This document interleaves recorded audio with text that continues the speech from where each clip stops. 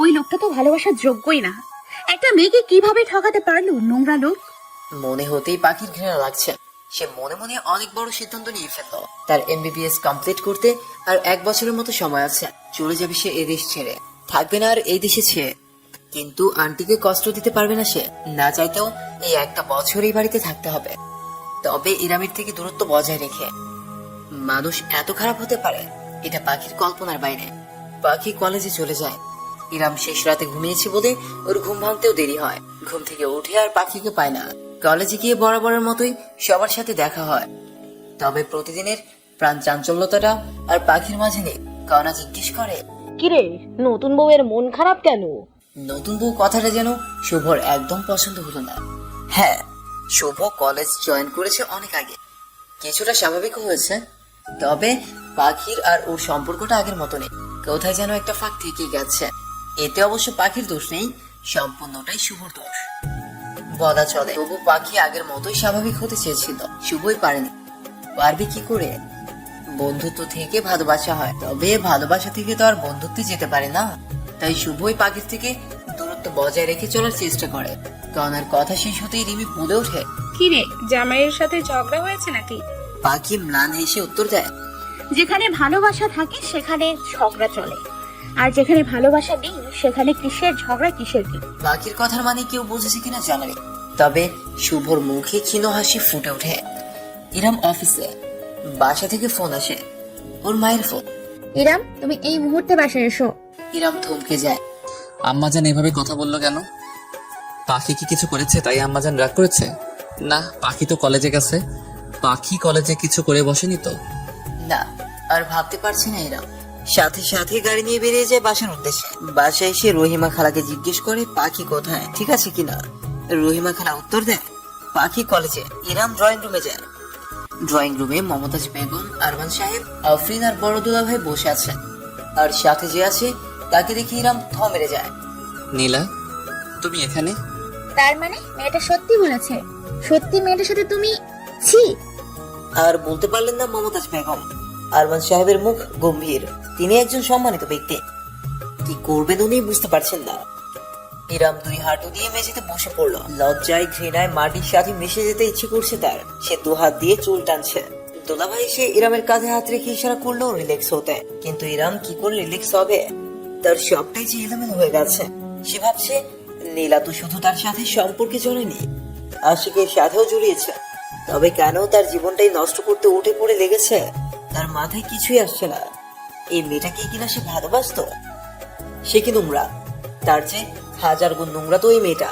আরমান সাহেব বললেন, কেন তুমি পাখির জীবনটা নষ্ট করলে? আমি পাখিকে বিয়ে করতে চাইনি, আমাকে বাধ্য করে হয়েছিল বিয়ে করতে। আমাদের আগে বলনি কেন? আমি আম্মাজানকে বলেছিলাম আমি অন্য একটা মেয়েকে বিয়ে করতে চাই। তোমার মা যখন জিজ্ঞেস করেছিল ভালোবাসো কিনা তাকে, তখন না করেছিলে কেন?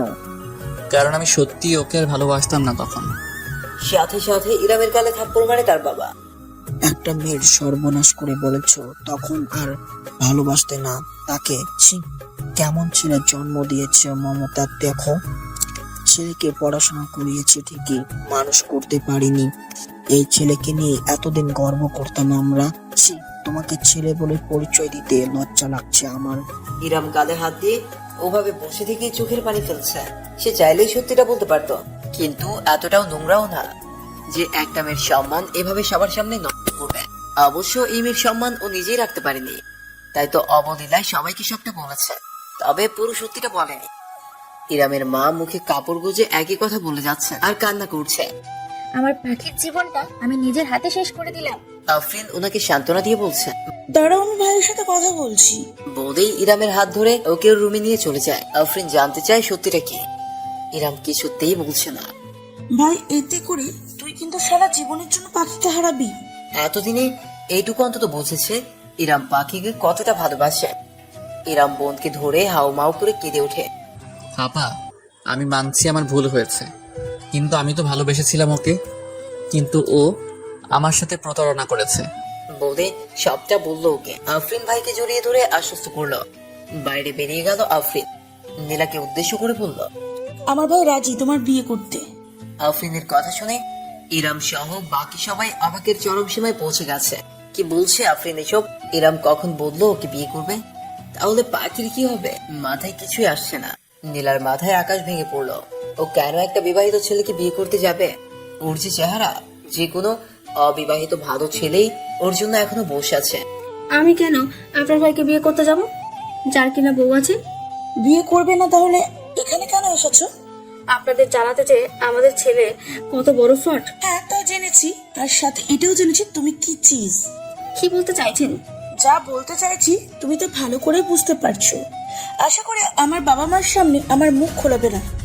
নিহাতি আমরা ভদ্রলোক, তাই তোমার সাথে এখনো ভালো ব্যবহার করছি। যথেষ্ট ভদ্রলোক আপনারা, তা আপনাদের ছেলেকে দেখে বোঝা যায়। আফরিন আর নিজের রাগটা কন্ট্রোল করতে পারলো না। ও তুমি কি চাও তোমার নোংরামোর প্রমাণ আমি বের করি?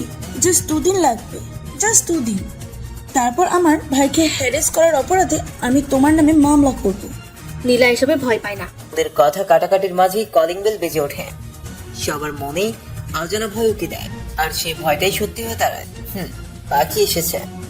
পাখিকে দেখে সবার মুখে চিন্তার ছাপ পড়লো। ইরামের বুকের ভেতরটা জ্বলে যাচ্ছে যেন। যে খুশি হওয়ার সে ঠিকই খুশি হয়েছে। নীলা খুব খুশি, কারণ তার কাজ পুরোপুরি সফল হয়েছে। তার খুব এটাই, ইরাম কেন বিয়ে করে সুখের সাথে যে সংসার করছে। সে পেরেছে ইরামের সুখটা নষ্ট করতে। তার কাছে পাখি আসার পর আফরিন আর কথা বাড়েনি। ঘর জুড়ে এখন পিনপতন নীরবতা। নীলাও সুযোগ বুঝে বেরিয়ে গেল। পাখি সব দেখেও যেন কিছু দেখেনি, এমন একটা ভাব করলো। ফ্রেশ হয়ে এসে ডাইনিং এ বসে রহিমা খালাকে বললো খাবার দিতে। মমতাজ বেগমের আর পাত্রীর সামনে পড়ার সাহস নেই। তিনিই তো মেয়েটার জীবন নষ্ট করেছেন। কিভাবে যাবে সে পাখির সামনে? পাখি এমন ভাবে খাচ্ছে যেন তার কোনো ভাবলেশ নেই। আফরিন পাখির মতি গতি বোঝার জন্য পাখির কাছে ডাইনিং এ এসে বসেছে। ইরাম এখনো ড্রয়িং রুমে বসে আছে। মমতাজ বেগম আরমান সাহেব দুজনেই নিজেদের ঘরে চলে গেছে। বড় দুলা ভাই ইরামের সাথেই বসে আছে। ইরাম ভাবছে পাখি কিসে কি বলবে। কালকের ঘটনার পর আবার আজ নীলার আগমন, পাখি কিভাবে নিবে তা। এদিকে আফরিন ভাবছে পাখি হয়তো কিছু জিজ্ঞেস করবে নীলার ব্যাপারে, কারণ কাল রাতের কথা সবাই ইরামের কাছে শুনেছে। কিন্তু আফরিনকে অবাক করে দিয়ে পাখি কিছুই বলেনি ওকে এই ব্যাপারে। শুধু জিজ্ঞেস করেছে কখন এসেছে, আর ওদের খোঁজ খবর নিয়েছে শুধু। আপা, আমার খুব টায়ার্ড লাগছে, একটু ঘুমাবো। আছো না তোমরা আজ? আছি। তবে একটু ঘুমিয়ে নিই, উঠে গল্প করবো। বলে পাখি রুমে চলে যেতে নিল। আফরিন পেছন থেকে ডেকে বলে, পাখি তুমি ওই রুমে কেন, ভাইয়ের রুমে? বলতেই পাখি মলিন একটা হাসি দিয়ে চলে যায়। মাঝে ইরাম অনেকবার পাখি রুমে নক করেছে, খোলেনি। রাতে খাওয়ার সময় রহিমা খালাও অনেকবার ডেকেছে, সাড়া দেয়নি। আফরিন এসেও ডেকেছে, তাও সাড়া দেয়নি। মমতাজ বেগম এসে খুব করুণ সুরে ডেকেছে। অনেক পরে পাখি দরজা খুলে শুধু বলেছে, খেতে ইচ্ছে করছে না, প্লিজ আন্টি জোর করো না। মমতাজ বেগমের আর কিছু বলার সাহস হয়নি। আফরিন এসে ইরামের কাঁধে হাত রাখে। খেতে চল ভাই। পাখি এসেছে? খাবে না নাকি? আর কিছু বললো না ইরাম। চল ভাই। আপা প্লিজ যা, একটু একা থাকতে দে। খাবি না তুই? আমি আব্বাজানের সামনে গিয়ে দাঁড়াতে পারবো না। আফরিন কিছু না বলে বেরিয়ে গেল। আফরিন বেরিয়ে যেতেই ইরাম ব্যালকনিতে গিয়ে একটা সিগারেট ধরে। অপরাধ বোধ তাকে করে করে খাচ্ছে। কেন সে পাখিকে ভালোবাসতে গেল? পাখিকে ভালোবাসার অধিকার তার নেই? তার মতো একটা পাপি কেন দ্বিতীয়বার কাউকে ভালোবাসতে গেল?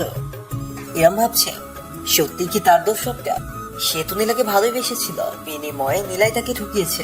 আর সেদিনের সেই ঘটনা, এটা তো অনাকাঙ্ক্ষিত ভাবে ঘটে গেছে। একটা ছেলে একটা মেয়ে একই সাথে আছে, আবার দুজন দুজনকে ভালোবাসে। যতই হোক ইরাম একটা ছেলে, আবেগ অনুভূতি আকাঙ্ক্ষা তারও থাকবে, এটাও স্বাভাবিক। সে আবেগ থেকেই ভুলটা হয়েছে। তারপরেও পাখির সাথে সে ভুল করেনি। চাইলেই স্বামীর অধিকার নিয়ে পাখির সামনে দাঁড়াতে পারত, কিন্তু তা সে করেনি। ভালোবেসেছে সে পাখিকে, ভালোবাসার বিনিময়ে ভালোবাসার সৃষ্টি করতে চেয়েছে পাখির মনে, কিন্তু এতদিনই তা হয়নি। আর এখন যা হয়েছে তাতে করে ভবিষ্যতে ইরামকে ভালোবাসা পাখির পক্ষে আদৌ সম্ভব কিনা তা ইরামের জানা নেই। না, আর ভাবতে পারছে না। বুকের বাঁ পাশটা খুব ব্যথা করছে। এই ভুল বুঝাবুঝির অবসান কিভাবে হবে তা ইরামের জানা নেই। পাখি কেমন যেন নীরব হয়ে গেছে। নেই আগের মতো প্রাণ চঞ্চলতা, বাসের কারোর সাথে আর আগের মতো কথা হয় না। মমতাজ বেগমও লজ্জায় যেন পাখির থেকে দূরে সরে গেছেন। পাখি কলেজ যায়, কলেজ থেকে আসে। ইরামও তাই, রেগুলার অফিস যায়।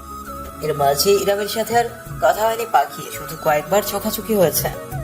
ইরামের চোখে পাখি অনেক আকুলতা দেখেছে, না বলা কথা বলার আকুলতা না।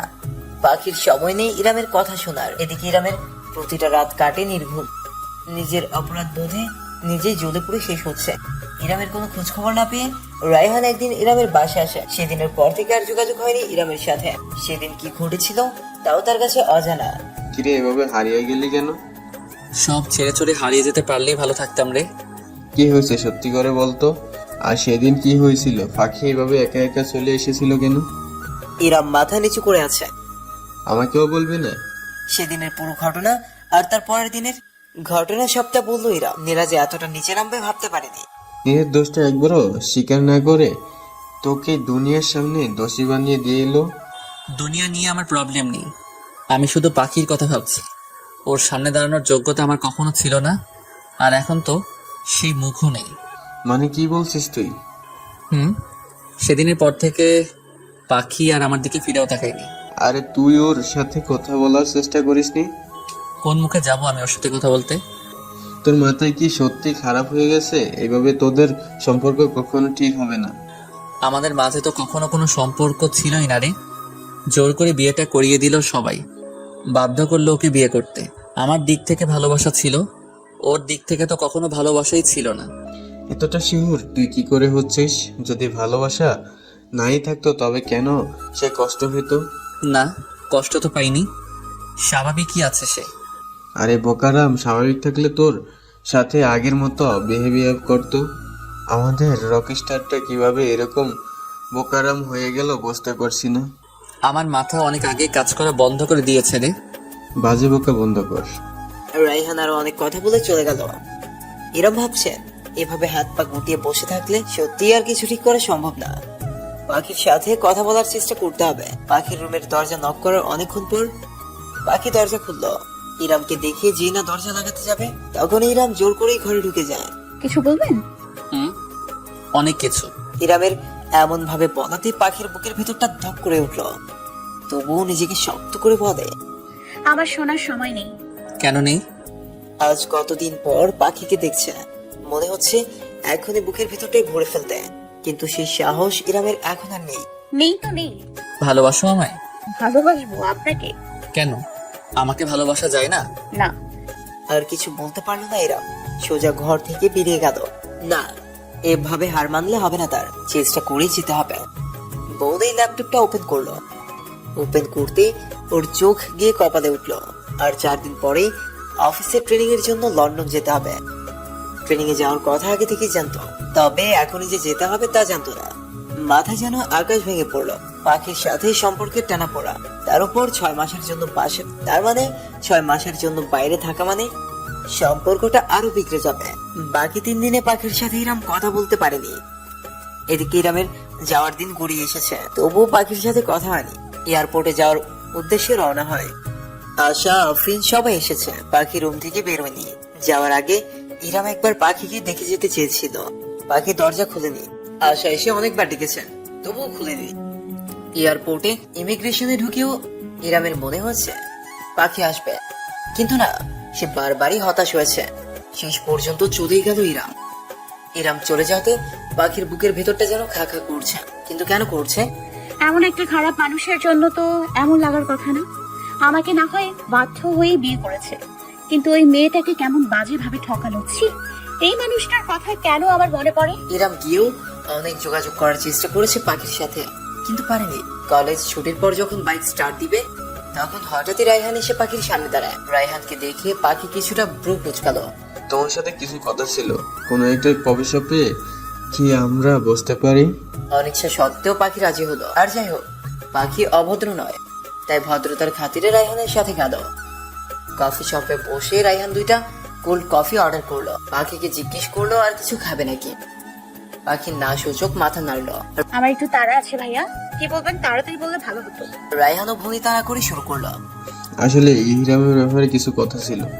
ভাইয়া প্লিজ, আপনার বন্ধুর হয়ে সাফাই গাইবেন না দয়া করে, আমার শুনতে ভালো লাগবে না।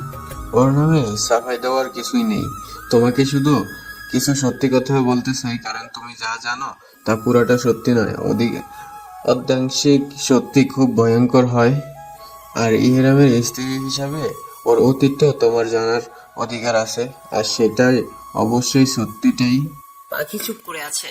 রায়হান ভার্সিটি লাইফের শুরু থেকে নীলার সাথে যা যা হয়েছে তার সবটাই পাখিকে বলল। আর পাখির সাথে দেখা হওয়ার আগে থেকেই নীলা আর ইরামের সম্পর্ক খারাপ হয়ে যায়। সব কথা পাখি শুধু চুপচাপ শুনেছে, উত্তর করেনি কোনো। সবটা সবটা তুমি শুনছো। এখন তোমার বিচারে যদি হিরাম প্রকৃত দোষী হয়, তবে তুমি যা শাস্তি দিবে সেটারই যোগ্য। পাখি আর কোনো কথা না বলে উঠে চলে গেল। অস্থির লাগছে পাখি, মানুষটাকে ঠকানো হয়েছে ভেবে খারাপ লাগছে তার, আবার এটা ভেবেও রাগ লাগছে তার সাথেও তো খারাপ হয়েছে। পাপ তো একটা এরম করেছেই। পাখির দিন ঠিকঠাক চলে গেল, কোথাও জানি একটা ফাঁকা থেকেই যাচ্ছে। আচ্ছা, বুকের ভেতরটা এমন খালি খালি লাগে কেন? ওই খাটাসটার জন্য কি? অসম্ভব। ওর জন্য পাখির কেন খালি খালি লাগতে যাবে? মোটেও না। হয়তো পড়াশোনার চাপে এমন হতাশ কাজ করে। এদিকে ইরামের এক একটা দিন এক একটা বছরের মতো লাগে, শুধু দিন গুনছে কবে দেশে ফিরবে। তার প্রাণ পাখিটা যে ওখানে রয়ে গেছে, কত শত ফোন মেসেজ যে করে রেখেছে তার কোনো রিপ্লাই নেই। দেখতে দেখতে 5 মাস কেটে গেছে। প্রতিদিনের মতো পাখি কলেজ থেকে এসে ফ্রেশ হয়ে খেতে বসেছে। মমতাজ বেগম পাখির পাশে বসে মিটিমিটি হাসছে। ওনার আচরণ পাখির বোধগম্য হতো না, তাই জিজ্ঞেস করে, কি আন্টি, তোমায় কি জিনি ভূতে আছর করছে নাকি? রহিমা খালাও হাসছে। কিছুই বুঝতে পারছে না পাখি। ঘুমাবি?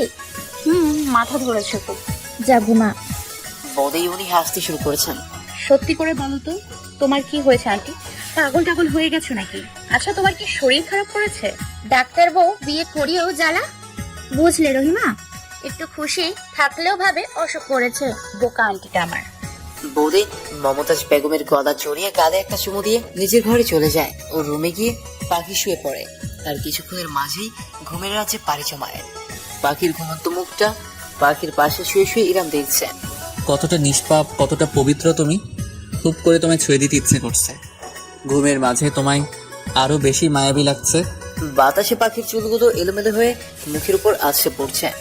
আলতো হাতে মুখের উপর থেকে চুলগুলো নিয়ে কানের কাছে গুজে দেয়। পাখি হালকা কেঁপে ওঠে। চোখ দুটো আদো আদো খুলে দেখে ইরাম তার পাশেই শুয়ে আছে। মিষ্টি হেসে দুহাত দিয়ে ইরামের গাল দুটো চেপে ধরে অভিমানিক দৃষ্টিতে তাকিয়ে আবার চোখ বুঝে নেয়। পাখির এহেন কাণ্ডে ইরাম ভেবাচাকে খেয়ে যায়। কি হলো এটা? পাখির একটা হাত গাল থেকে নামিয়ে তার বুকে চেপে ধরে কিছুক্ষণ ওভাবেই শুয়ে থাকে। ফ্যানের বাতাসে পাখির চোখের পাপড়িগুলো কাঁপছে। ইরাম অপলক দৃষ্টিতে তা দেখছে। এই প্রথম ইরাম পাখিকে এতটা কাছ থেকে দেখার সুযোগ পাচ্ছে। ঘুমের মাঝেই পাখি একগাল হেসে ওঠে। মায়াপরি একটা। আর কতক্ষণ ঘুমাবে? এবার তো ওঠো। ইরাম পাখির মুখের উপর আলতো করে ফুলে আবারও একগাল হেসে পাখি চোখ খুলে। দুষ্টুমি করছেন কেন? প্রতিদিনই এভাবে কেন জ্বালান আমাকে? কাছে থাকলেও জ্বালান, আর দূরে গিয়েও শান্তি দেন না। বদের গালে হালকা একটা চাপড় মারলো। ইরামের কিছুই বোধগম্য হচ্ছে না। কি বলছে পাখি এসব? পাখির গালে হাত রেখে আস্তে করে ডেকে বলে, পাখি, কি বলছো তুমি? ঠিক আছো তো? ঠিকই তো ছিলাম, এখন সব এলোমেলো লাগে আমার। জানেন, কিছু ভালো লাগে না এখন, কেমন যেন খালি খালি লাগে সব। কেন চলে গেলেন আপনি? বলুন না, ভালো লাগে না আমার কিছুই। ইরামের ঠোঁটে স্লাইড করতে করতে বলুন না কবে আসবেন, মিস করি তো খুব। ইরাম হালকা হেসে বুকে জড়িয়ে নেয় পাখিকে। এই তো। বোধে মাথায় বিলি কাটতে থাকে। ইরামের বুক থেকে মাথা তুলে অভিমানিক দৃষ্টিতে তাকিয়ে বুকে হালকা চাপড় মেরে বলে, এমন তো প্রতিদিনই আসেন, আর ঘুম ভাঙলেই চলে যান। তাই আজ আর ঘুম থেকে উঠবো না আমি। বলে আবার ইরামের বুকে মুখ গুজে দেয়। ইরামের আর বুঝতে বাকি থাকে না পাখি ঘুমের ঘরে এসে পড়েছে। ঘুমের ঘরে বোধক আর যেভাবেই বোধক, পাখি যে তাকে মিস করে।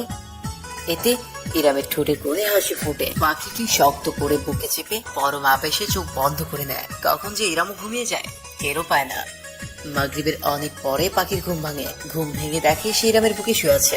দেখে লাফিয়ে উঠে বসে দেয় এক চিৎকার। দুই কান চেপে ধরে ইরাম উঠে বসে বলে,